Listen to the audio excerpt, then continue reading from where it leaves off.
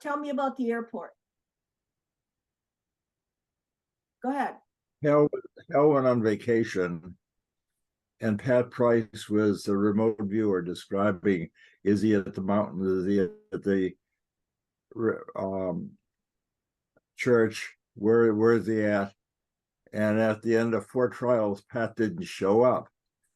So I had to say, if I close my eyes, it seems to me that he's at an airport on an island. And I made the drawing on the bottom there. Okay. And was that correct? Was that correct? It is correct. That is the idea. At the bottom of the picture, you see my drawing. Right. To the extent you can see it. At the top of the airport, top is the photograph of the place. And the point of this thing is that my drawing is really an excellent match for where he really was. And it shows that remote viewing is so easy that even a scientist can do it. Well, what do you mean even a scientist can do it? By the way, everybody that's joining in, Russ is just talking to me informally. We're not starting formally until 6 o'clock, but I understand. You know, so because there's already like 1, 2, 3, 4 people already joining and that are listening to us right now. So all right, I will try and keep it clean. Yeah, we're not starting yet because I have to get your bio. You know, and by the way, it does say you're a physicist, and it does say that you guys coined the term remote viewing, that you coined. A new person has just shown up. A gentleman with sunglasses. But whatever. So please mute yourself. Please, can you everybody mute themselves right now? Let's see. I'm going to mute people. Hang on. This John Kelly. Oh. Hi there. Do you know him? Good afternoon. Okay. Well, I've got to mute the. Okay. John, can you hear me all right? What? Yes, I can. Okay, can I ask you a question? Absolutely. On the wall behind me is a picture of an airport. Can you see that? It's kind of foggily. It's not real sharp. It's too There's far. A photograph and then there's a drawing. Yeah, I can see there's a photograph and a drawing. I can't make out the detail though. Okay. That was my first remote viewing where a guy was hiding in an airport on an island, and I drew a picture of an airport on an island. I want to, well, I've had that on my wall for some time, but if you can't see it, then you can't see it. No, we can see it. It's just that it's far away. It is far away. It's like 8 feet behind me. Yeah, it's far away. We can see. I'll have to figure out how to change that. Well, yeah, because it's a piece of history. You don't want to take it off the wall. Well, I'm not going to do anything now. I just would. It's clear on my screen, which is right in front of my face. But anyway, let it go. All right. Well, anyway, how are you doing? How are you doing today? Everything okay? Everything's okay. Okay. At 6 o'clock, listen, Russ, at 6 o'clock on the dot, I'm going to, what I'm going to do is I'm going to read your bio. Let me read your bio, okay? Because at least, I mean, everybody knows who you are, but. So we synchronize. In California, it's 5 o'clock coming up. Yeah, okay, but for me, it's 6. And for anybody on the East Coast, it's 8. It's 8 o'clock. That's fine. I'm all yours. Okay. Okay. Russell, just a quick, if you single out you as the main speaker and don't leave the rest of the people up, I can see those images fine in the back, even in the background. Oh, good. Yeah. Okay, well, we have, and this is the way it's going to work for the people that are here. We're going to do 50 minutes of gabbing, me and Russ. We're going to just talk. And then we're going to do an experiment. And the experiment is that he has something there that he'll want you to draw. So everybody that's on here, if you get a piece of a paper and a pencil ready, can you get a piece of Gotcha. pencil? Everybody do that. And then at the end, when he tells you what it is, then you can ask him questions. But I don't want to interrupt the lecture for 45 minutes with questions. But you're going to ask me questions as we go along.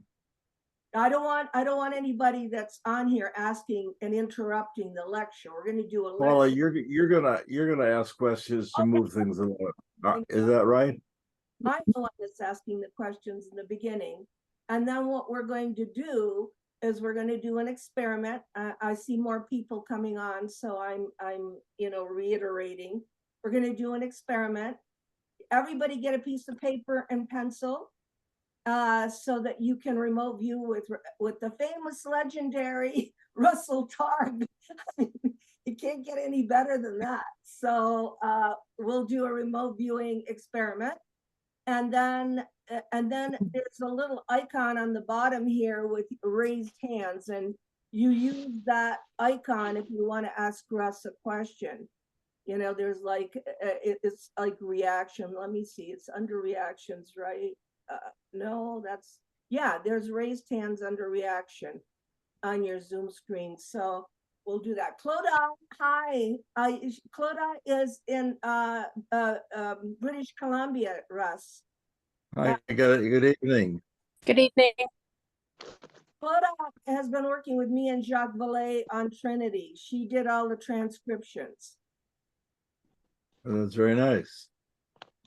Yeah, she was a medical transcriber, so we just give her the tapes and she just writes down what it is. So he's done a lot of good work for us.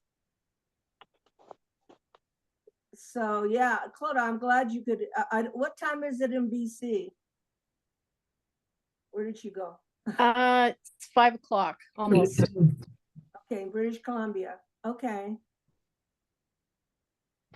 I'll see if I can get my thing working.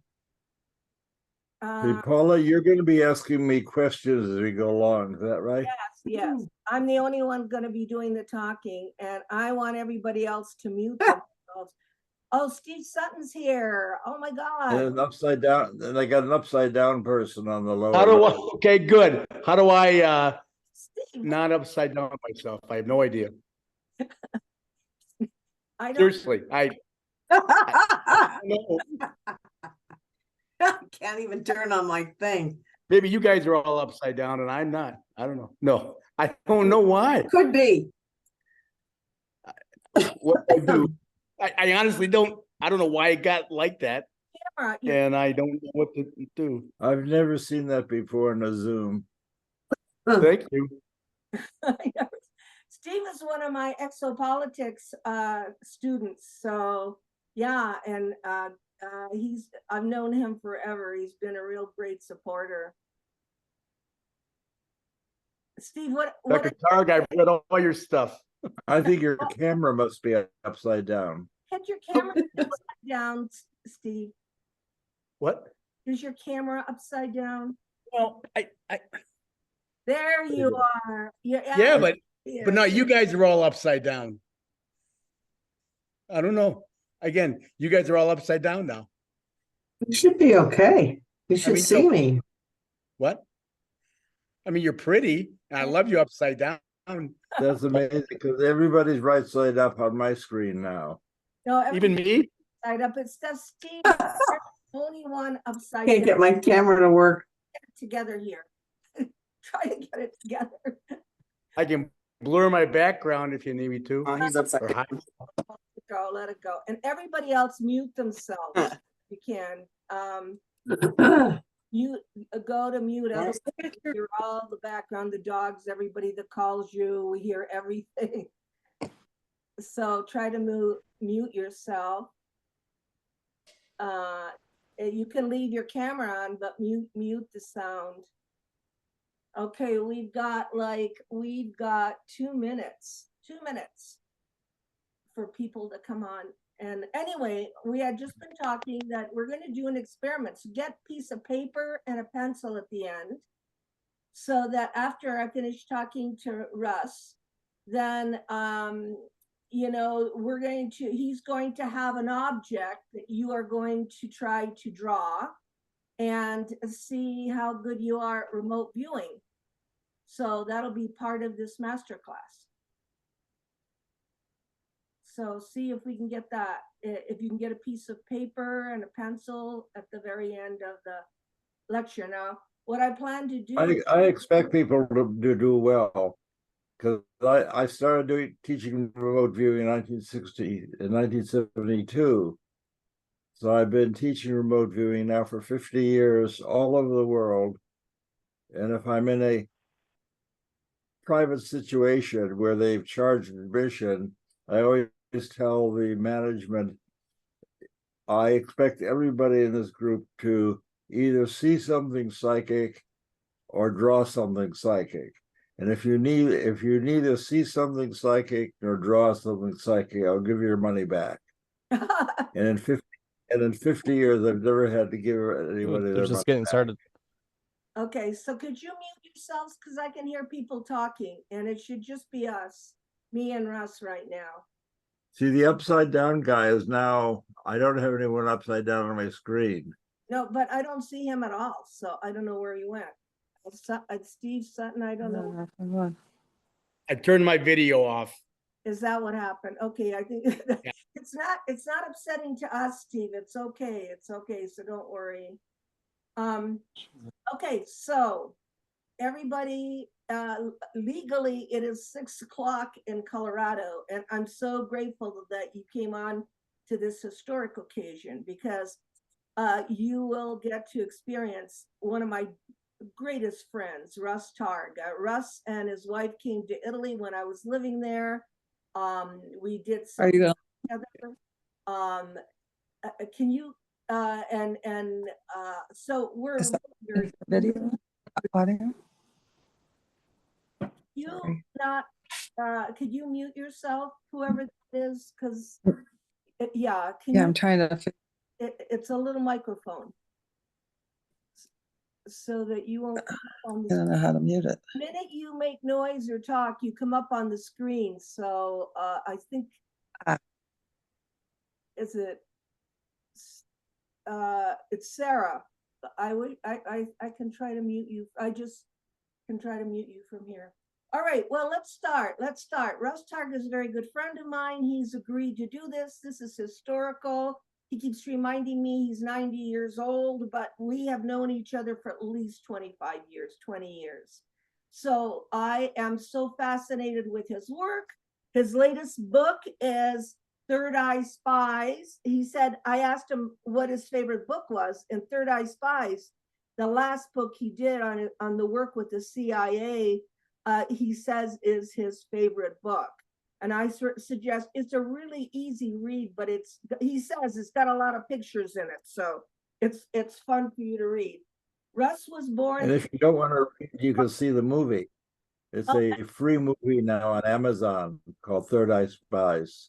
I produced a 2-hour film made out of the material in that book. Okay, well, that's good that you told us. Let me read your very, it's short, but let me read your bio. Russell Targ, born April 11, 1934, is an American physicist, parapsychologist, and author who is best known for his work in remote viewing. Targ joined the Stanford Research Institute in 1972, where he and Hal Puthoff coined the term remote viewing for the practice of seeing impressions about a distant or unseen target using parapsychological means. Later, he worked with Puthoff, defense intelligence.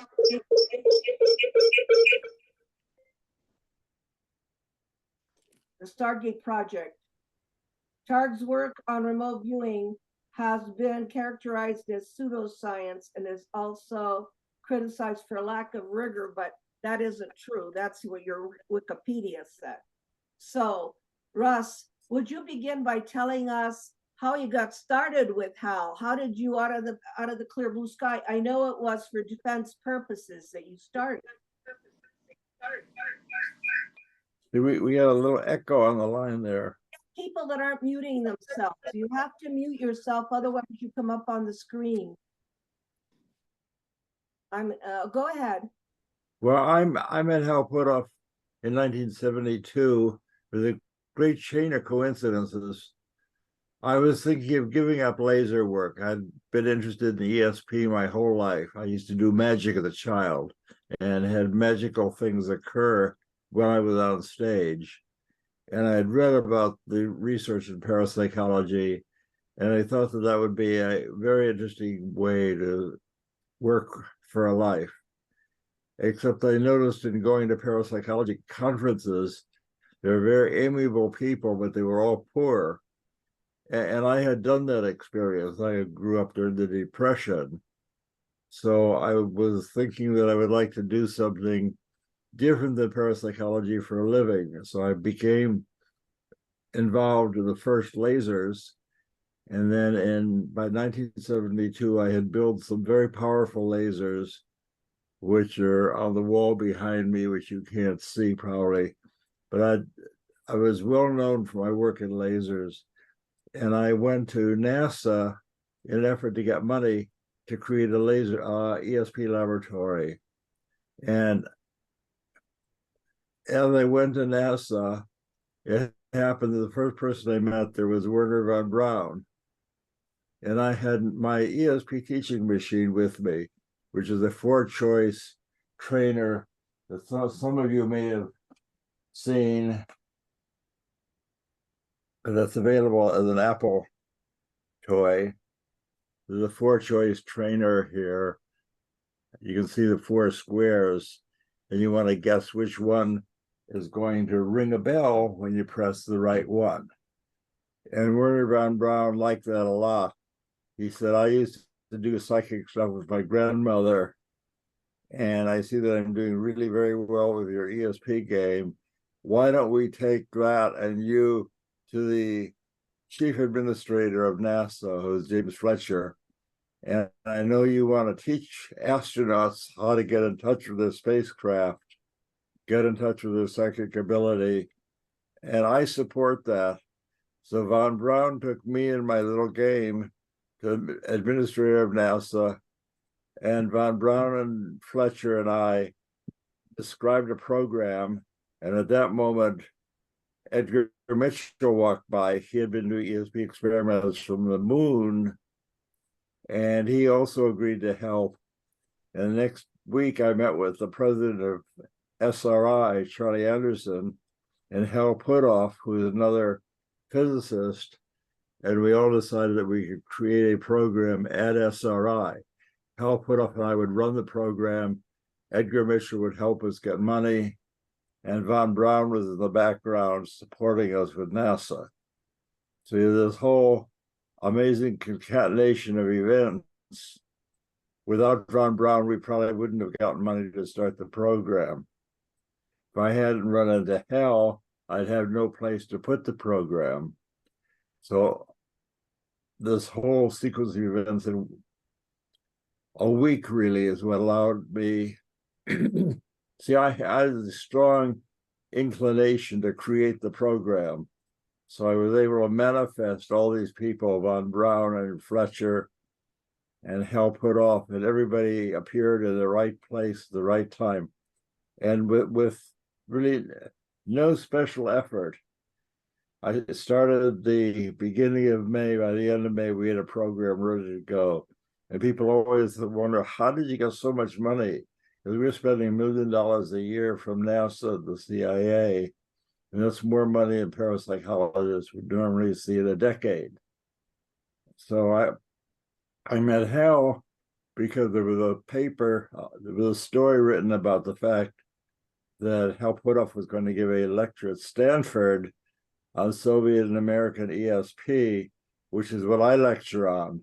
So I went to his lecture at Stanford, and he agreed that he would create a program with me if I was able to bring money to SRI. And that all happened within a week. Very amazing. And Okay, people were able to go ahead.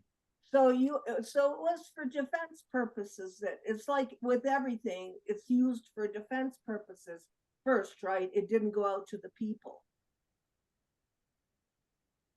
Let's see. Our CIA money was certainly classified. We were looking for downed airplanes and kidnapped spies and other CIA people.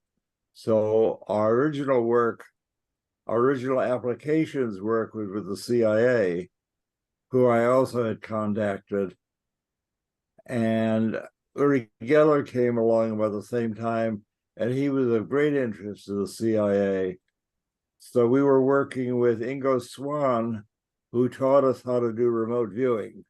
You gave me credit for inventing remote viewing, and that's really not true. Ingo Swann invented remote viewing. When I came to SRI, I was doing experiments guessing the picture in the envelope, what's the picture on the wall.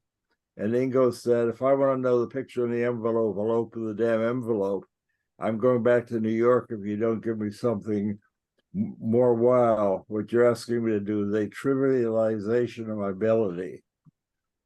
And I said, well, what would you want to do, Ingo? He said, well, have somebody go hide in the San Francisco Bay Area, and I will tell you what it looks like where they're hiding. And I, of course, don't drive. My vision's very poor. So for a decade, I was a stay-at-home person sitting with whoever was going to be the remote viewer for the day, and which is sometimes Ingo, sometimes Pat Price, sometimes other people, and Hal would go out and hide.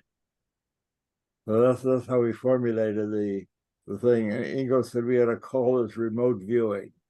So Ingo was the first person to say the words remote viewing, and he was the person who had the intelligence to know that looking for outdoor targets in the natural world was much, much easier and meaningful than seeing the picture in the envelope.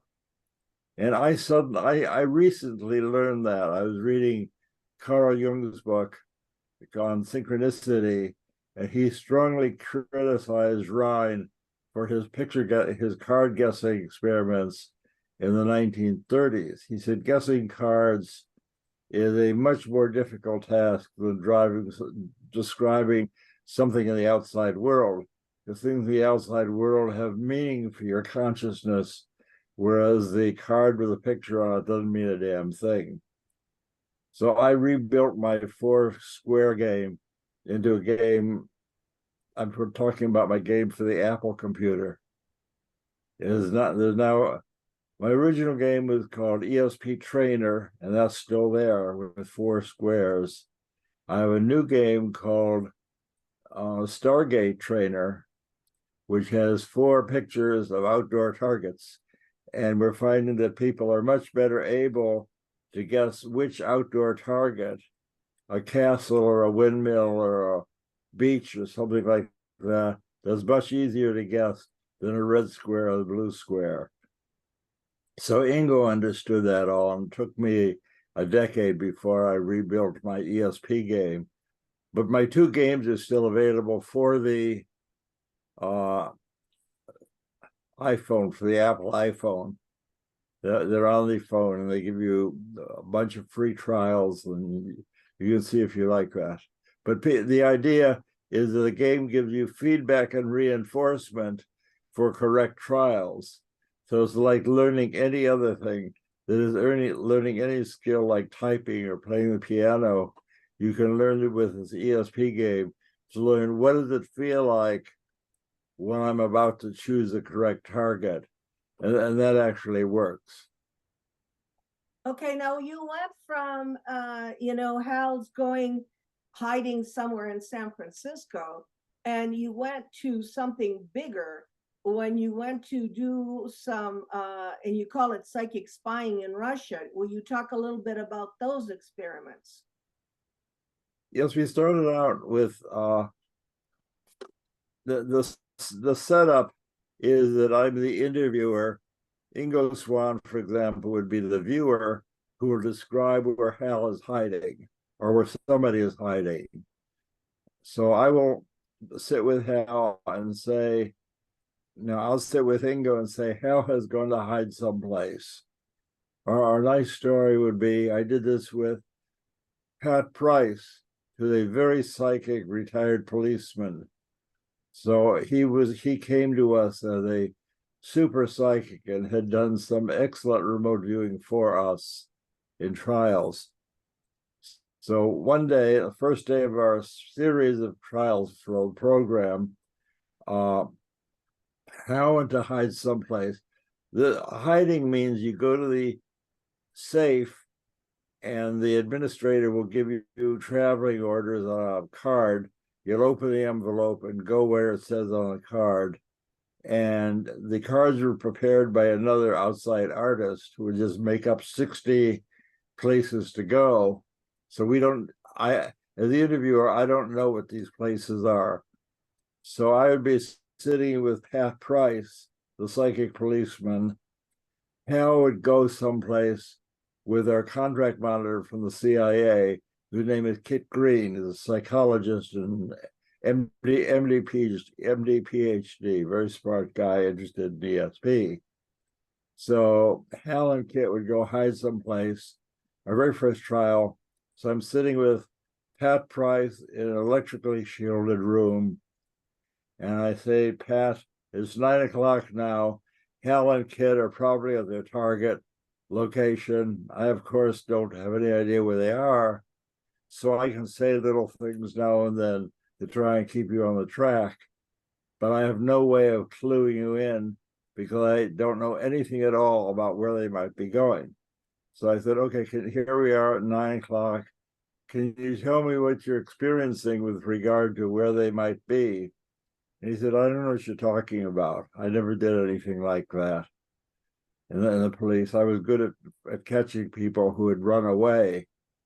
And I said, okay, why don't we pretend that we're back at the police station and Hal and Kit have gotten into Hal's green Audi and they've gone somewhere. And the car is going to drive out of the SI parking lot and go somewhere. Can you see the car, Pat? He said, oh yeah, I can see that. They're driving out of the parking lot and they make a right turn on Middlefield Road and they're driving down the road quite a way. And now they're turning into what looks like a park. And there's a water purification plant, big water tanks on a tower. Then there's a square tank on the ground about 60 by 80 feet and a big round pool about 100 feet square. That's what I get. I said, could you draw that? And he made a very nice drawing for me as I sat there, showing the round pool 100 feet long, the rectangular pool 60 by 80, and the two big water tanks. He also showed. He said, that's what I get. So that's stage one. I did my job as an interviewer. I got through the stumbling block where my viewer says, I don't see anything. I don't know what you're talking about. That's the part that the part that an interviewer plays is that if you will often get to a place where your psychic of the day says, I give up, I don't see anything. It's then up to the interviewer to jolly him along and say, I know you don't know the answer, but pretend that you see something. What comes to mind? And so forth. And I have other things to say. So non-directive Rogerian psychology, where you're very kind to your patient. They call it non-directive psychotherapy, and that's my job. Even though I'm a physicist, I have to jolly the person along, so if they don't freeze up and say, "I don't know what you're talking about. I don't know how to see where a guy has gone driving down out of California." Well, you're So gonna, anyway, that's what he saw. Russ, And then, and that- go ahead. you're gonna do that when we do the experiment at the end. You're going to do that with us. You're going to help the people that are on this Zoom. And I had mentioned this before, get a piece of paper and a pencil, because we're going to do an experiment in about 20 to 25 minutes with Russ, in that he has an object and he'll help you go through it. He'll do what he's doing right now. But what I want to get to is, that's really good, but the money you got was to do some spying, for instance, in locations in Russia where we can, with satellites, see now. I mean, we didn't have satellites then, where you guys were so accurate that you were able later on to verify those places. Can you talk about that? Yeah, well, the end of this story is that Hal and Kit Green came back, and where they had been they did go to a park. They did right turn on Middlefield Road and go to a park. And of course, I didn't know anything about a park or where they went. And they went to a swimming pool complex in Rinconada Park. And in that complex, there is a round pool, a wading pool, is 100 feet diameter. There's a rectangular pool that's 60 by 80. And I learned a decade later that this used to be a water purification plant 70 years ago. And in the place where Pat drew the big water towers, water with tank on a stand, 75 feet tall, that there was in fact a giant two water towers right where he drew the two water towers. And if you look in my book, I show a picture of the tank and the water towers and the thing he drew. So this was the first formal remote viewing that anybody had ever done, where the protocol is, I'm sitting in the room with somebody, I don't know anything, and my job is to help him along to tell me about what he's experiencing. And that help is often very useful when a person suddenly freezes up and says, I don't know what you're talking about, I don't know how to do this. But that was a very successful first trial. Now, the trial that Paul is talking about, let's see, I don't see, oh, there I am. I was waving at myself because on the wall, which you can see the wall, but you can't see what I'm going to be talking about. Kit Green came back a week later and said, well, we have some place we'd like you to look at. This is a secret site, actually the top secret site, because it was verified with satellite. See, I freeze up a little bit because this is a top secret thing, so I shouldn't even tell you that it's verified by American secret satellites, but that's all right. Now we're declassified. So I don't know where he got when. I do not know what target was because all I had was the geographical coordinates. So Pat Price and I went into a shielded room, and I said, Pat, they've gone to hide someplace. This is a CIA target. I have no idea where it is or what it is. But I believe that by and by I'll get some feedback, which is not entirely true. He died before he got part of his feedback. So it's an important experiment that showed that all feedback is very helpful, it's not essential. So I sat with Pat, and he said, well, I see, I'm lying on a building in the sunshine. This giant crane is rolling back and forth over my body. And I asked him, well, can you draw that crane? And he said, yeah, it's a huge 8-wheel gantry crane. And he said gantry crane, 8 wheels rolling back and forth, 4 wheels on each side of the building. And he drew that. And in the photograph, which you probably cannot see, we have a very nice ink drawing by Pat Price of a giant crane rolling back and forth over a building. And it's a four-wheel gantry crane. And he shows a little man standing next to the wheel, and you can see that the crane is hugely larger than a man. So Pat, what it shows is that even though we didn't even have a person at the site, Pat is able to quiet his mind and describe what the secret target is, what's going on, and draw a very accurate picture of the crane and the tracks and the whole thing, the whole document on my wall still says top secret.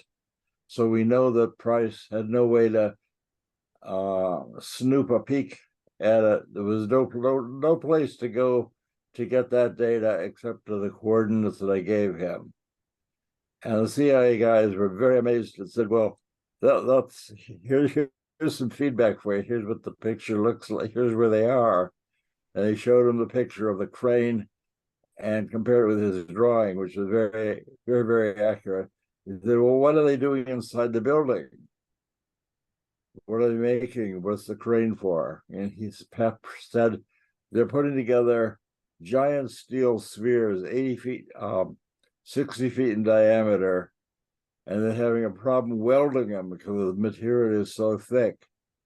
And it wasn't until 3 years later that the Russian project was delivered to us, was delivered from secrecy and published in the Aviation Week magazine, that we could get feedback on the crane, on the spheres that Price drew, with a man climbing up on the spheres, 60-foot diameter sphere. We got to see the picture. Unfortunately, Price died the year after he did that experiment. So although he got feedback for the crane that he drew, he never got feedback for the sphere. And he drew the sphere very accurately and had the dimensions correct. And he said this is like a particle beam weapon that you can use to shoot down the satellites that are taking these photographs. And that helped us get CIA funding for the next 2 years, because they had never seen anything so amazing as Price's drawing was like a carbon copy of the top secret photograph that they had and that we had never seen. So that was sort of establishing our bona fides for CIA and Defense Intelligence Agency and the whole intelligence community. Because what we did is a first order impossible task to describe something hidden deep in Soviet Siberia and produce in our little laboratory a drawn picture extremely accurately representing what we had and what the CIA had in the photograph. That was the beginning. Go ahead. That's what got you the money. In other words, that because you were able to work in defense, that's where the money came from. Can you spend about 5 minutes on the testing of Uri Geller at SRI in the Faraday cage? Yeah, we did a number of experiments. Uri Geller came to us with testimony that he could bend spoons. Now, one of the reasons I got money from the CIA is because I could tell them that I'm a magician, so no visiting magician is going to fool us. And one of the things that happened, I did more than once. They say, what do you mean you're a magician? And I say, well, I knew you were going to ask me that, so I happen to have a deck of cards here.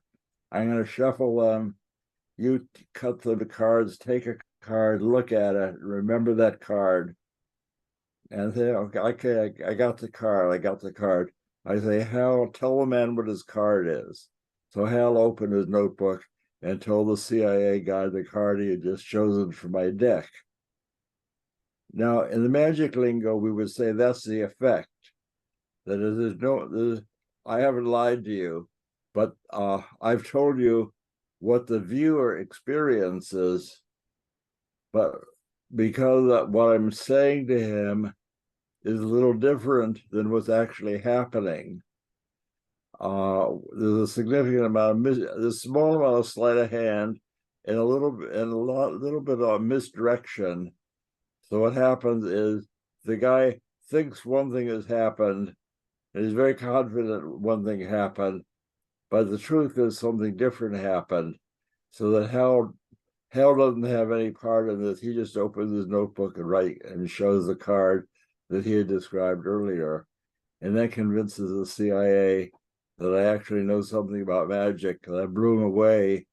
This trick has a name. It's called the Magician's Force. It's a favorite trick of many professional magicians because it's easily done.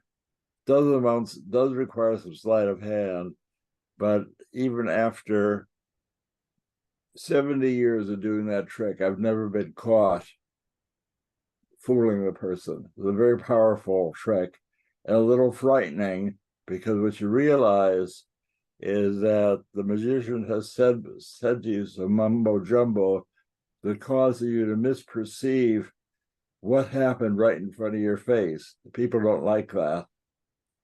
But so I was prepared to deal with Uri Geller, and the trick we did with him, the experiment we did with him, our artist had drawn a whole bunch of simple pictures, each one was in an envelope, and the secretary would draw one of those pictures in an envelope, and I'd put the picture in my inside pocket, and then sit down with Uri and Hal and the division vice president and say, okay, I have a card here. I've never seen what it is. Uri's never seen what it is. Nobody knows anything about it. Uri, will you draw the picture that we're going to show you in a little while? And he did that very, very successfully quite a number of times. He had no trouble closing his eyes and visualizing the picture we were going to show him. So, and we published that in Nature magazine. It was a hard place to publish. Nature had never published anything on the ESP regime at all. And we published a picture of a series with Hal, a series with Pat Price. No, we did a series of picture with Uri and Ingo and Hella Hammond, and all of these people were very psychic.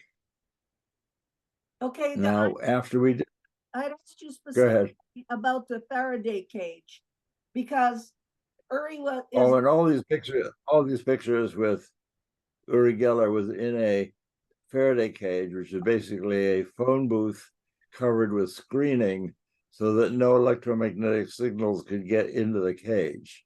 Because I knew Uri's mentor, Andrei Puharich, who was a physician and biophysicist, and he made hardware that could put a signal into your head. I used what he made.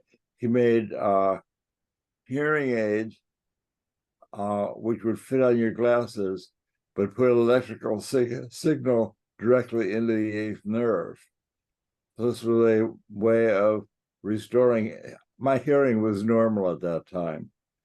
So this was a scheme, and so I tried out his scheme, and I knew from personal experience that Andrea had a scheme where he could put an electrical signal into your head, so you could see what he was saying or see what he was. I don't think it would allow me to see what picture he was looking at, but I could hear whatever he said wherever he was. So we were concerned. We call it the radio in the tooth problem. What if Uri had a tooth containing a radio receiver, and his buddy Andrea was in a picture in a position where he could know the answer? Then theoretically, Puharich is really a very nice fella, and I have no reason to believe he was cheating. but we didn't want to be deceived. It would be the end of our program. So we were in the shielded room so that no person on the outside could send a electrical signal to Uri. And indeed, that didn't happen. And we did numerous pictures where I never knew what the picture pool was. I didn't know anything about the pictures. And time after time, I'd have this picture in my jacket. It was important that I didn't know what the picture was that I had, because a skillful person acting as a magician, like the amazing Kreskin, whom I know pretty well, Kreskin can just watch me as he's drawing something, and he can style his drawing to respond to my reactions. At the end of the program with Kreskin, he says, now you can hide my check anywhere in the theater, and I will just wander around and I will find which person has my check. And I've seen him do that numerous times, because he just carefully watches which person is fidgeting, and that's the person with his check. But Uri was able to copy drawings that were hidden in a opaque mailing envelope in my jacket under conditions where I did not know what the target was. So a magician could not do that, because he's got no purchase, there's no place to start, because I don't know the target pool, I don't know the target in my pocket, and the magician just sitting there with his face hanging out, he has nowhere to go except to his psychic brain or look into the future. And Uri was very good at that. We published a couple of dozen picture pairs where he would draw something and it corresponded. It could be a picture of an airplane or a duck or a building or any simple thing that a person could draw with a magic marker on a card. And he was able to do that very quickly and adroitly. Did you do any psychokinesis experiments with Uri? With psychokinesis? We did some psychokinesis experiment, because Uri's claim to fame was that he could bend things with his mind, and we did not find that he was able to do that. We gave him a number of little scales to bend, little things to push down on. We worked with a Dutch psychic whose name escapes me right now, like Claudette. And maybe we'll think of it. But anyway, we did find somebody who apparently could push down on this little microbalance, but it wasn't Uri Geller. Okay, so he never moved a compass, or he couldn't move a needle on a compass? He appeared to move a needle on the compass, but that's not my, that's a we didn't publish that as an event, because he could fool us that way, that is, he could have a tiny bit of metal on his body. So in our Nature paper, we said that we feel confident that Geller was able to demonstrate telepathy under excellent conditions, but we are not confident that he was able to bend things psychokinesis. So in our 6 weeks with Geller, we saw a lot of, I earned my pay as a magician, because I really kept under, that Geller bent things for a lot of different people. And I think he fooled, Geller's a magician, basically. He also happens to be quite psychic, but I did not give him room to spread out his magical wings and bend anything, because it was very important. It's important throughout our whole time that we never be deceived, because if somebody comes by and say, boy, we really fooled those guys, especially the guy with the glasses we fooled, that would be the end of the program. So it's very important that nobody ever came by with the idea that they fooled us in the course of the experiment. So we were willing to publish in Nature magazine that Geller has telepathic abilities, or clairvoyant abilities. Telepathy would mean that he's reading my mind, which in fact he was not doing. I didn't know the answer, but he could get feedback at the end so that he could look into his own future. And I'm quite convinced that people have the ability to look into the future. In fact, the thing that I'm most interested in right now is the extent to which precognitive dreams, where you dream, go to bed and you have a dream that's very realistic, and the next day that comes true. Now, I've had a number of those all my life, but in recent months that I've gotten interested in them, I've had quite a number of dreams which were quite sharp, did not pertain to my wish fulfillment, did not pertain to anything going on in my life. For example, I'll tell you what, hearing people's dreams, I know, is a lot like hearing the story of their last acid trip. I'm just going to tell you one story where I was in my dream, I was reading reading the New York Times. And in that dream, I got the idea from the Times, which of course I didn't have. But my idea from the Times is that this Times had a story or picture of what came to me as a European Impressionist painter. That was my message. And that was so unique that when I got up in the morning, I told my wife about that I don't write down my dreams. My assurance is that if I have a dream that's accurate enough, I'll tell my wife about it, and then she'll testify that she heard about this dream. And in the course of the last half year, I've never told her about a dream which did not come true. But in this case, I was so confident that it was going to come true and it comes true by my either experiencing it in my life or seeing it on my screen where I'm sitting here now, and opening my mail or opening the New York Times. So I invited Patricia to come and sit with me. I think we're going to see a French Impressionist painting in the New York Times. So we opened it to the, whatever it is, the society page, and there was a full-page picture of Pablo Picasso with the whole story of his life.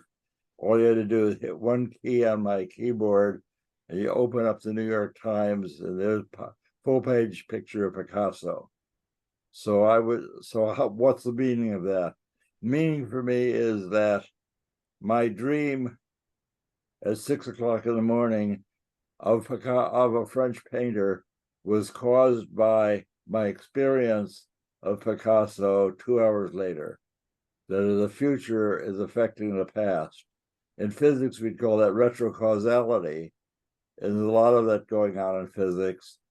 And in fact, we could say that my waking brain that saw the picture is entangled with my sleeping brain that experienced the picture. There's 3 physicists got a Nobel Prize this year for showing that entanglement occurs, showing that distant objects can interfere or affect things that are far away from them, and the distance doesn't matter.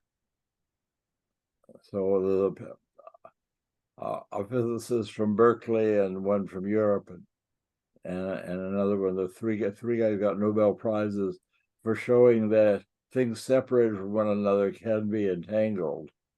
And I think that's I can't prove that. To remove it from the annal of magic into something physical, I would say it appears that the experience in the future caused something to happen at a later time.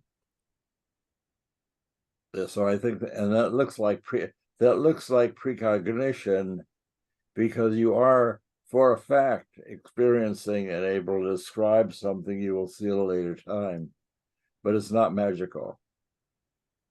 No, I know it gets confusing, this idea that your brain can, transcend time like that you can see things in the future. But what you're saying is that it's not necessarily in the future. Isn't that correct?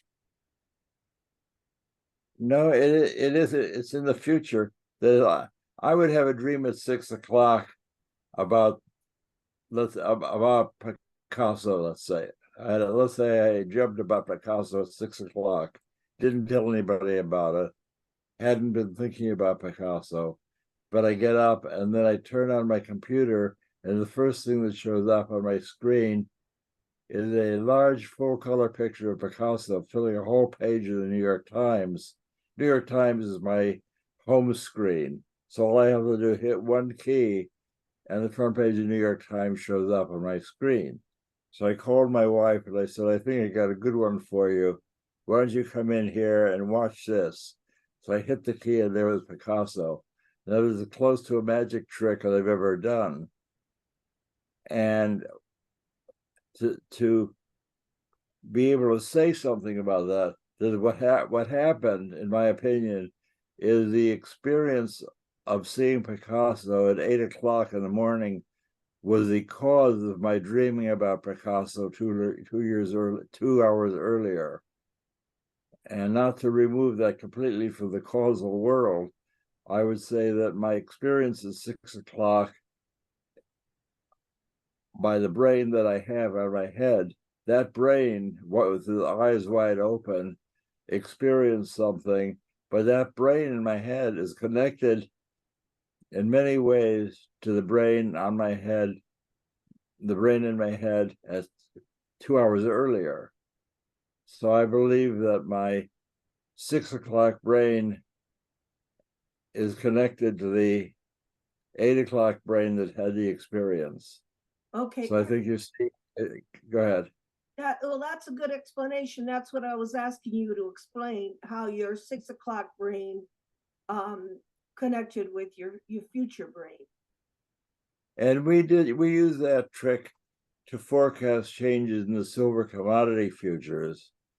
And briefly, the payoff is we made $250,000 in the silver market. And I had my psychic subject sit with me at the coffee table on Monday, and I would say, on Friday, we're going to show you an object. Can you tell me what I'm going to show you? And I do not know anything about the objects. So the broker in Marin, far away, will choose objects. So I'm sitting with him, and my psychic might say, I see something round and floppy with a funny smell. That's what I get. I say, can you draw that? And he draws that. I say, terrific. I'll see you Friday. I'll put in your hand something determined by whether the market goes up a little, down a little, up a lot, or down a lot. So I told the broker, who I called on, my guy saw a round object with a funny smell and kind of floppy. What are your objects? What do you have? He said, I got a flower vase, a cup of coffee, a book, and my leftover pancake from breakfast. I said, well, that's terrific. It sounds like you're describing your leftover pancake. What does that mean? He said, well, I assigned the leftover pancake to the fact that the market might go down a lot on that day. So the thing that you've got to believe is that based on the fact that my psychic saw a floppy pancake caused my broker to put $35,000 into the market selling silver, even though the market was rising. And the market fell like a rock on that day, and we made a lot of money. So this is pure precognition. The guy having coffee with me in the morning had to forecast what I was going to put in his hand the end of the week, and we did that 9 times in a row without an error.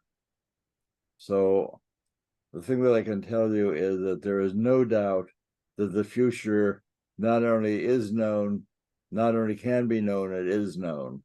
So what we know from our ESP experiments, that a person with a quiet mind is able to look into the distance, and there's no limit on how far he can see into the distance. Working with the great psychic Ingo Swann, one day our contract monitor came into the office to see how we're doing with their ESP game, and Ingo was there. And he said, well, Swan, we're going to send a new Pioneer out to Jupiter. Are we going to, can you tell us anything interesting we'll see when we get to Jupiter? And Ingo said, yeah, give me a piece of paper. He said, it looks like there's a large ring around Jupiter. And if you look in Google, you'll see there are no rings around Jupiter as of 20 years ago. Today, you can see in Google that there are rings around Jupiter, but they're very hard to see because they're very diaphanous. But Ingo said it's a large, clear ring, and he drew the ring around Jupiter and gave us the paper and then went back to his cigar.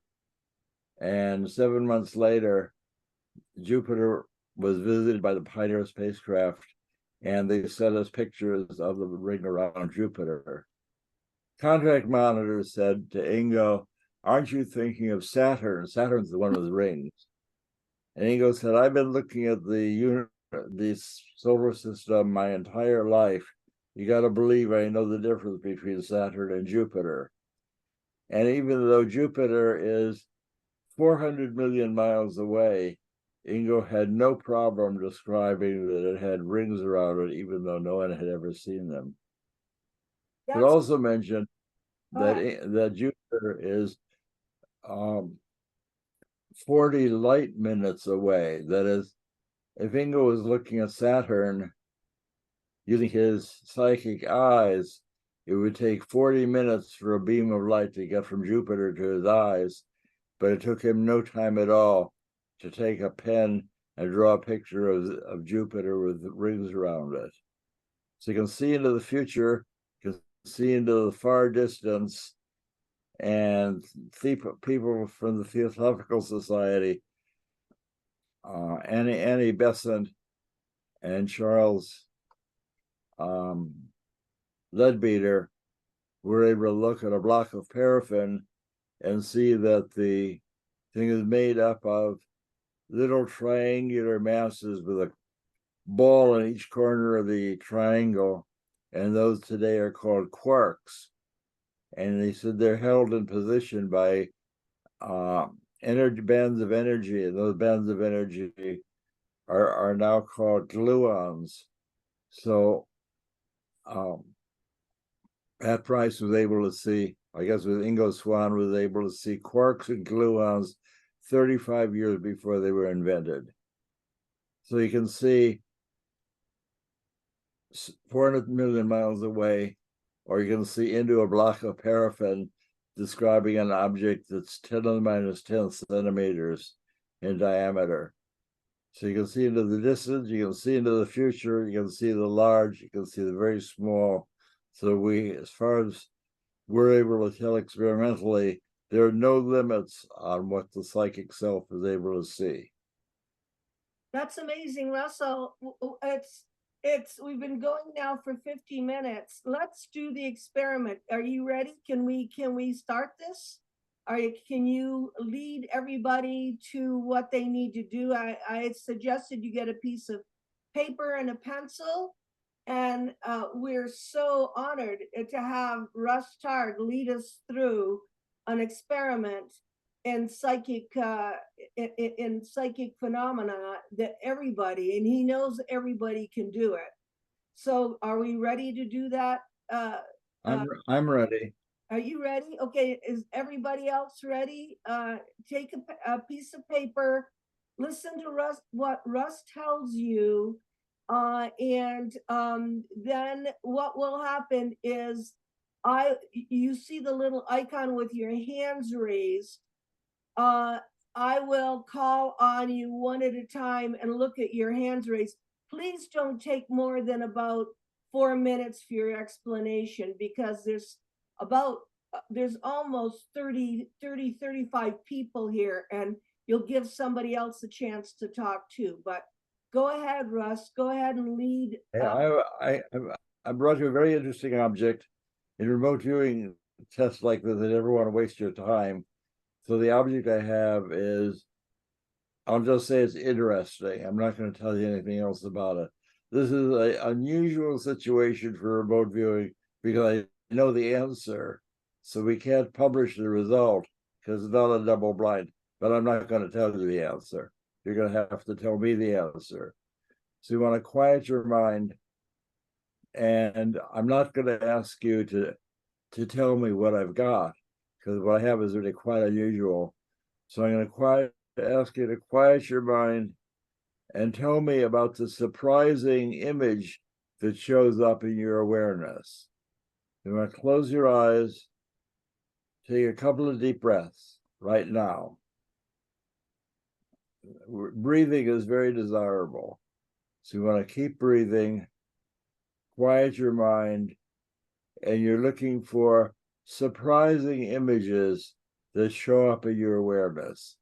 Even if it doesn't make any sense, you want to describe the surprising image. And you want to remember that and make a drawing. And you're not trying to make a representational drawing. You want to just draw the image.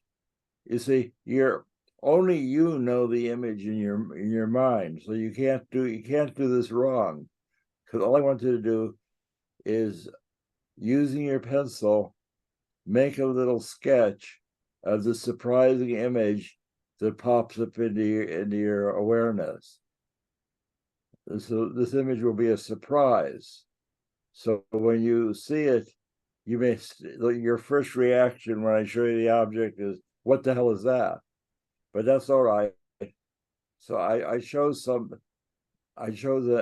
unusual object, so you won't guess, but you're just going to tell me right now, make a sketch of the surprising thing. The surprise appears in your awareness. And what you're looking for is a surprising thing that I'm going to show you on the screen as soon as you're done.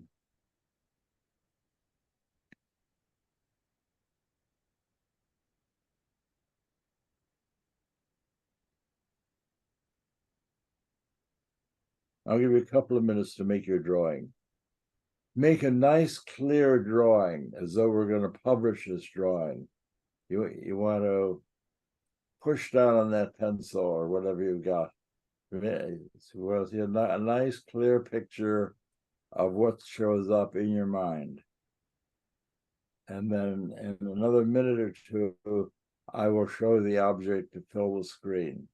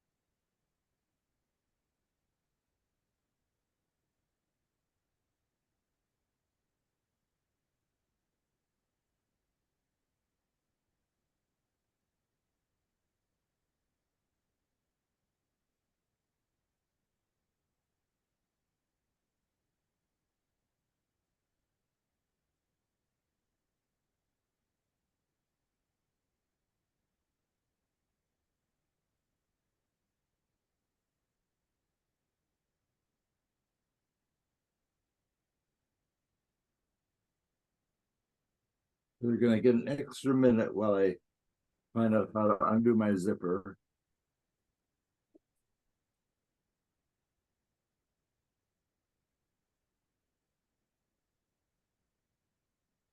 You want to finish up your drawing. You got another minute to get everything down. It has to be down on paper. You'll be very disappointed if I pull this out of my bag and you say, oh my God, that's just what I saw, but I didn't know how to draw it. You got to make an effort to draw. Everybody has to make an effort to draw something. And the rules of the game is you got to have something on the paper. And the reward is I'll show you your object.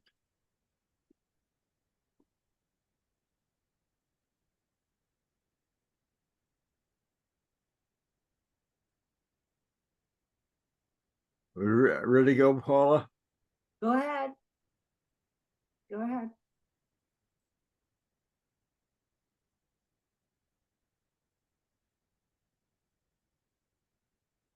Go for it. You have to talk in order to be on the screen though, so you have to talk. I'll get her on the screen. All right. No, I can't see it. You have to talk. Keep talking. Can you see me? I should be there. Yeah, I have a yeah, because I have an 8-pound dancing Shiva, solid brass Shiva. And she's looking at you. Can you see the image that I've got here, Paula? yeah, I can see it. They have to be clear that it doesn't have to look exactly like that, but if you have a circle and a bunch of arrows, it doesn't have to look exactly like that, but if they get the shape or they get any part of it, it's okay. Right. Does anybody have a figure like that with motion or spiky circle? Okay, now what has to happen is you have to look at the icon. They're showing you their pictures, but in order for me to let you talk to, Somebody's got whoever is right under me on the screen. Yeah. Paula, why don't you help me? Why don't you look at their pictures? there's an icon under reactions. The which the person right under me has drawn a circle divided into quarters. That's Okay, what I got. That's what I got. okay. That's what I got. Show the drawing? Have it. Go ahead. You Oh, have and to- then I have the spikes off of Shiva. Paula, can you see on my screen what I've got here? Yeah, but we can't have 5 people talking, so raise your hand on the icon. See under reactions, there's a raised hand. Under reaction, Would I can see the. What you can see that. Why don't you call on them? I see the person right under me Diane, drew okay. something greatly resembling. In fact, if I hold it this way, Is it Diane? Go ahead. You talk. No, she's so that person is really a very good drawing of what I had. That's really excellent. yeah, but I Have you seen, Paula, can you see what that person has?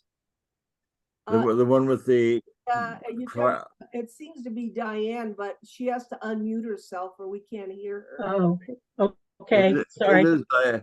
Diane did a very nice job there. Okay. Diane, do you feel you made contact with this thing? Yes, I do. It was Does something that felt like it was spinning in some ways too. It's sort of a spinning disc with Shiva in the middle. Does this have any meaning for you particularly? Yes. Yes, I have some connection to Hinduism and Buddhism.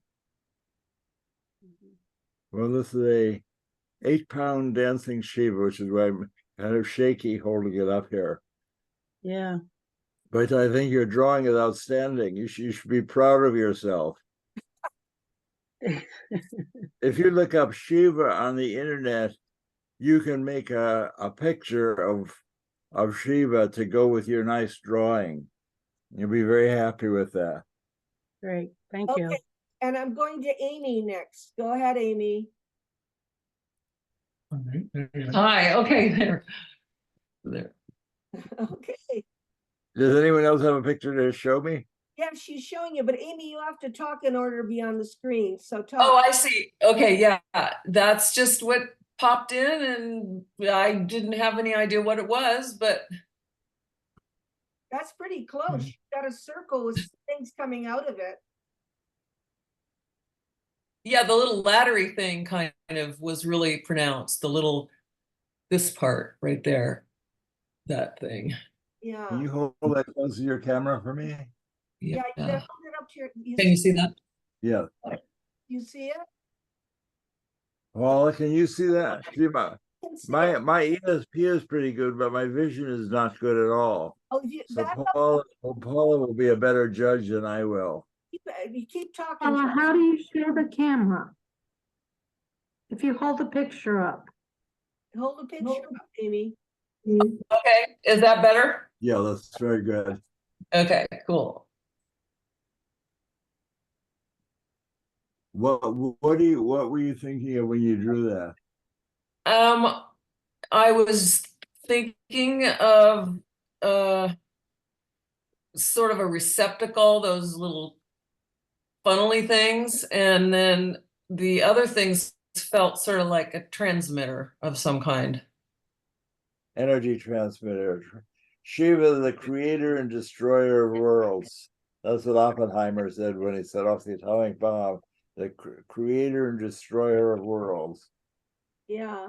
Okay, Wow. the next person is Sarah. Go ahead, Sarah. Unmute yourself. Sarah? Okay, let's see. Can you see? No, it's out of focus. You have to. I see the folded paper, but I can't see what you've drawn. Yep. Hold Okay. on. Over. Why don't you show it to Paula? Yeah, you have to go to the middle of the screen because we're only getting a piece of your paper. Okay. Back it up. Can you tell? I can a little bit. Back it up. back up. Yeah, back it up. Because we can't. I had a crazy idea that you guys are all in the same room and can show each other pictures. I realize it's not the right picture, No, not the right idea. They're all at each other's house. What did you draw though, Sarah? Just I saw a round tunnel with something flying out of it. So I drew a circle. I don't know if you can't see it, right? That's right. Your background filter is making it disappear. Now, has everybody here had a chance to see what the Shiva looks like? Is that right? Is there anybody who is there anyone who's a doubt about what this target was? No. Mm-mm. But I saw a round tunnel with something flying through it. Well, he is flying through the circle of fire. Uh-huh. We got a circle of fire and a dancing figure with 8 arms dancing in the circle of fire. okay. Oh, your background filter needs to be turned off. Thank you. Yeah. Uh, Because okay. we can't see your drawing. Okay, did anybody else? Okay. Okay, did anybody else do something close? Yes. Is this Judy? Okay, Judy, go ahead. Yeah, I saw a circle and I saw people. These Oh, these that's are nice. those are supposed to be people, but I couldn't draw. And I just saw these jagged like lines, like little tubes. I like you started with a big circle with things coming out of the bottom. Yeah. That's pretty good. You started The main thing about this is it's a big circular shape. Yeah, well, you got And your circle is sort of wiggly like my circle. yeah. Actually, show it again. Show it again, Russ. Do you have it there? I have it in my hand. Got See, it? this is hard to hold because it's an 8-pound object with spikes around the edge. So this is not an ideal thing to hold up in the air. But I think I've got it now. What she drew was close. Yeah. Yeah. What the idea is to get out of your conscious mind and just receive. You know, get out of your mind that's logical. What could it be? What could it have to just receive?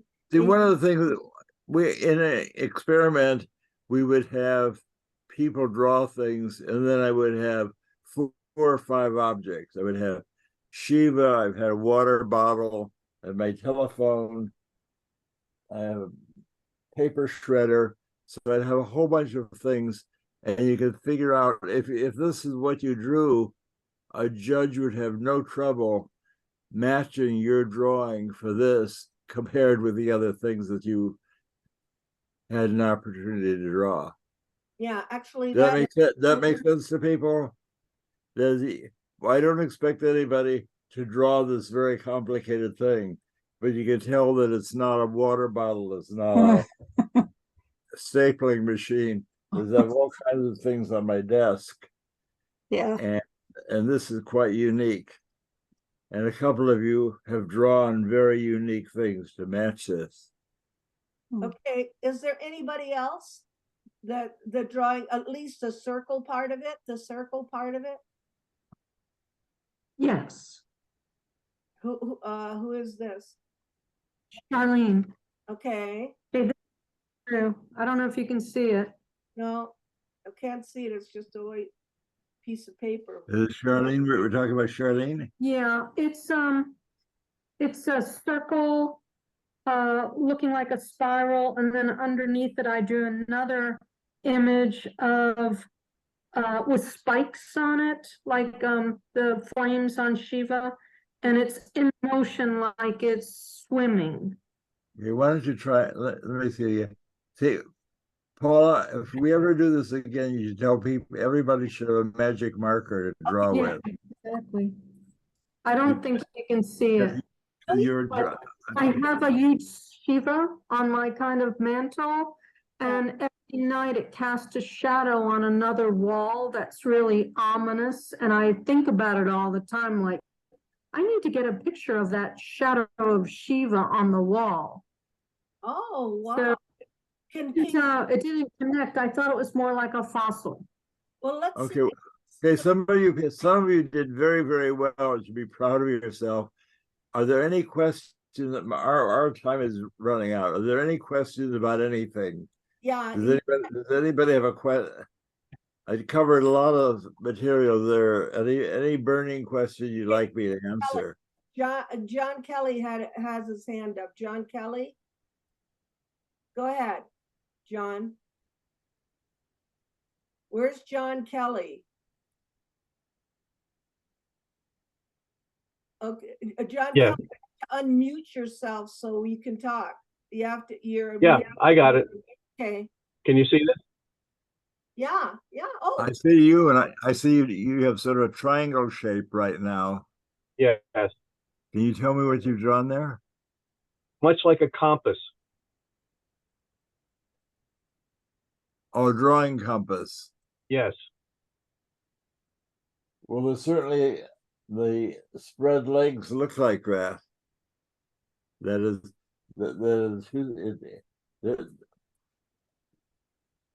And I have a question also. yeah. Russell, you talk about, being in the present and seeing the future. Can you also give examples of being in the now and changing the future? Has that ever happened that you can recount? I believe you can do that. That is, people talk about what you cannot do is be in the future and change the past. You can affect the past, but you can't change it. But if you have a dream about the wheel comes off your car, and you say, "Oh my God, I don't want to go on my trip," you take your car into the garage, and you say, "Oh, you're lucky you brought it in. All the nuts are loose." You can prevent having an accident by acting on your dream. In other words, if you have an idea that that there may be, you have a hint, don't get on the airplane, or there's something wrong with your car, he's saying you can act on it. Okay, before we go to, I'm going to call on Jeff next, but I want to tell you that the interview with Russell Targ that I did a long time ago with Russell Targ, Paul Smith, who was the president of the International Remote Viewing, with Ingo Swan, with Uri Geller, and Courtney Brown is in my book, Connecting the Dots. It's in the paranormal part of my book, which Russell so kindly called me the cosmic Barbara Walters, and he put a statement in my book for me, Connecting the Dots, which is just out now, the revised version. Okay, Jeff, you're next. You had your hand up, so go ahead and unmute yourself. And Jeff Mahala will be our January session of the Masterclass with Cynthia Sue Larson. He's a hypnotherapist, but very psychic person. Okay, Jeff, go ahead and talk. So I had a dream about 2 nights ago, and because I knew this was coming up, so I had 2 images that came up in my mind. One was the tree of life and an orange. So before we started, I drew these 2 things. the orange in that. And then just before the experiment, I drew that. Oh, Now I can't see that. That's not coming through for me. Oh, Can it's you hard. tell me Yeah, about- it's faint. So it was the tree of life. And then it was I can see the tree of life. On the other is your orange, your circle. So that was before we ever got on Skype, like 15 minutes before. But I had that dream 2 nights ago because of this. So it's I see your really, tree of life again. oh yeah. It was a I see. Well, that's very nice. thanks. Shiva would be happy with that. But before the experiment, when you said to close your mind or close your eyes and think about it, the image that I saw was a round object that had spinning around the outside of it that almost looked like an energy ball. That was my impression. I think And this is a very energetic target. Many people around the world have described this object. So I brought this has become my favorite object. And that never disappoints me. well, It's an energetic. Thank you for the experiment. Jung would call this a numinous object, because billions of people all over the world are devoted to Shiva. So it's not a. It may be unfamiliar to some of you, but there are billions of people who have Shiva on their mantelpiece. okay, now there's somebody, MJ iPad, Laura, unmute yourself. Go ahead. Yeah. Hi. So I just really wanted to thank you and Russell both. I have been following you guys for years, and this is really just kind of taken precedence on mine and my husband's timeline. I wanted to ask Russell, I am a QHHT practitioner. I don't know what that means. Quantum healing hypnosis. It's a Dolores Cannon. Have you heard of Dolores Cannon? It's a modality. Interesting enough, kind of energy healing. Right. But I feel like you can also, in a sense, remote view through that modality. So what I wanted to ask you was, my husband and I have had the opportunity to watch your Third Eye Spy video on Amazon and 2 times, and that has just changed everything. So I have always been called to use crystals in my QHHT sessions. I was wondering if you had ever used any type of crystals in any of your remote viewing or anything like that, because I've not been using crystals, but my daughter was involved in psychic healing, where she's a psychiatrist, and she had the idea that she could call in people from around the country to energy healing, religious healing, all kinds of different healing modalities to her AIDS patients. And of her 60 AIDS patients, she had a statistically significant number of people who had better outcomes than the ones who did not have any healing. Wow. And she published that in the Western Medical Journal. That was a very, very successful formal medical experiment, calling in experienced healers to try and help or heal her AIDS patients. Very cool. Wow. So they didn't go through any psychic attacks, or they? No. And then my second question is, I have had it come to my attention. I haven't had this personally happen to me, but there has been practitioners where they have been psychically attacked as far as what they're feeling. So I wanted to ask you, was there a technique that provided a fail-safe against psychic attack? I know that you had kind of mentioned that briefly in your Amazon Third Eye Spy, and I just felt compelled to ask you. Famous English healer, whose name, a woman who was very popular in the 30s, whose name escapes me right now. Probably the most famous English psychic of that period, wrote a book about psychic self-defense. The easiest thing for you to do is get her book called Psychic Self-Defense, which was available as a paperback, still in print. Very cool. And she said that if you feel you're under psychic attack, you should get out of your psychic bubble and do things that are physically energy. Go bowling, let go of the ES for a while, and do things that are physically meaningful. Sort of close that porthole for a while. Right. And get involved with your physical body. Right. Awesome. Thank you. Okay, one of the questions was, Pat Price, Ingo Swann, and I met Ingo Swann. That's why I could interview him. My story of Ingo Swann was I was with Russ actually at the International Remote Viewing Conference. I think it was in Austin, Texas.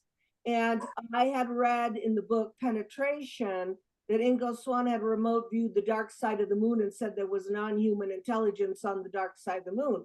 So he's walking out the door, and me, I'm an investigative journalist. I went to Ingo Swann and I said, is it true that you remote viewed that there were ETs or there were non-human intelligence on the dark side of the moon? He turns around, he looks at me, he goes, also on the light side.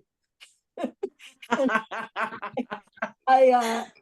he was amazing. And my luck in my career is that I got to meet most of these people, including Uri Geller, who was a very good friend of mine. I met him many, many, many times. Ron Thomas had asked if these people have passed on, Pat Price, Ingo Swann, and unfortunately Russ's daughter, who believed in, I think she believed that you go on afterwards. And I think some experiments were done with her and her husband. So the metaphysical world is vast, whether it be, near-death experiences, contact, or the ESP component. And in my world, the UFO world, the direct thought transfer is how a possible ET speaks. So I have to look at that. I have to look at that being part of the overall database that we're dealing with. So, Russ and I have had long talks about UFOs and ETs and all that stuff, but it's not his area. It's not his world. Clodagh, go ahead and ask. Unmute yourself. Go ahead. She's from British Columbia. Yeah, I don't think I'm a natural remote viewer, but that's sort of what I saw. I don't know if you guys can see that. It's a swirl. It's this wavy thing. It's a wavy thing. Anyway, I'm not a natural remote viewer, but like Paula said, and this kind of ties in with what MJ said, I'm the type of person that gets downloads. And so when I got your email invitation to attend, and I knew that Russell Targ was going to be talking about remote viewing, it just dropped into my consciousness, spiritual protection. What is the question though, Clodagh? What is the question for us? So if you're remote viewing, Russell, and your consciousness is traveling to different points in time space where there's other entities, if you can see them, they can see you, they can follow you home. So what kind of practices you mentioned about, getting into your body and doing things in the physical world? Do you have any kind of spiritual tradition that you practice? Well, I didn't have any experience with entities. I was worried about, in a couple of instances, I did remote viewing, and I felt that I had gotten into a dangerous place. I felt paranoid, as though in one of the places we were in the Kremlin. That we were remote viewing something in the Kremlin and working with Hella Hamid. And I felt quite nervous about being a remote viewer there because I knew that the Russians are interested in psychic stuff. and I felt exposed after having been 15 minutes wandering around the Kremlin, the computer rooms and so forth, and a sort of flash of paranoia. So I terminated that experiment. She also asked us spiritual practices. Do you do any spiritual practices? Well, I'm a Buddhist and I'm an experienced meditator. And that's very desirable. Because I tell people, okay, now you got a couple of minutes to quiet your mind. And if you're not a meditator, you may have a problem finding the off switch. So but if you're a meditator, you have an experience in how to quiet your mind, and that's a helpful thing to be able to do. Okay, I have a number one in it, and no name, so I don't know who this is that's got a hand up. Just a number one. I don't know who it is. Okay, the next person, and this will be our last person because Russ has gone an hour and a half now. It's amazing. Sarah, did you have, have another question? Do you have a question? I do. I've been waiting over 50 years to ask this question. So, Russell, in around 1975-76, I was down at the farm that supplied the co-op in San Francisco. And I got a ride back from a man that worked at SRI. He had a van. It was filled with lettuce and it was filled with photographic equipment. And as we drove, we shifted from speaking out loud to having full telepathic conversation from south of San Francisco all the way back. He took me to SRI. He had an office there. I remember him asking me to open the drapes telepathically. The whole time we spoke telepathically. Do you think he was a photographer? He was a photographer. Well, I knew Zev Pressman very well. Z.E.V. Pressman. And he was a movie photographer. And did he have an office at SRI? Yes. He wasn't in a research building. He had his own dark room. I don't exactly know where his office was. I know that he had a place. I was once in his dark room. He had a spacious place sort of cluttered with movie equipment. He doesn't have. Go ahead. This was a regular office, you know, that had windows and curtains and desks, but it was a nice, spacious office. Well, I knew Zev very well, but we would normally meet in my office because that's where we were shooting pictures. So I'm a little blank on where he actually hung out.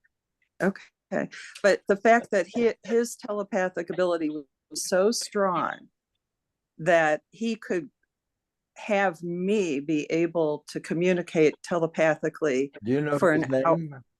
I can't remember, but we were able to speak like that. I mean, telepathically for over an hour in the drive. It was amazing. And it changed my life.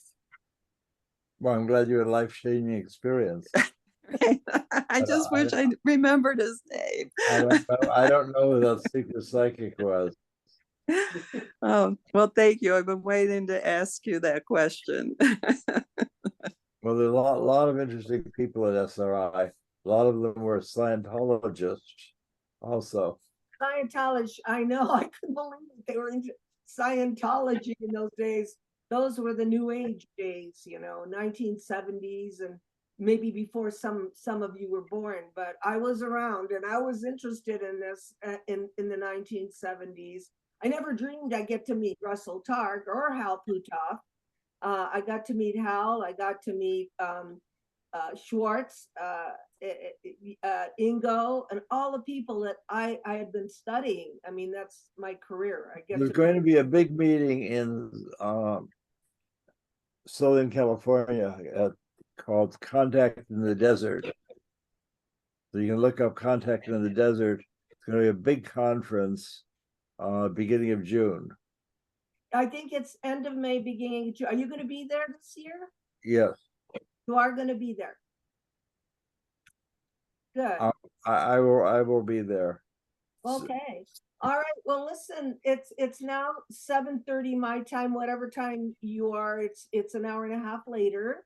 Russ, this was a lot of fun. I thank you from the bottom of my heart for saying yes. I've dreamed of doing this. Thank you. Well, I'm always happy to see you, Paula. You were super helpful when we were in Italy. Yeah, we go but way back when I was in Italy with you, and I really appreciate everything you shared with us, because your expertise is incredible.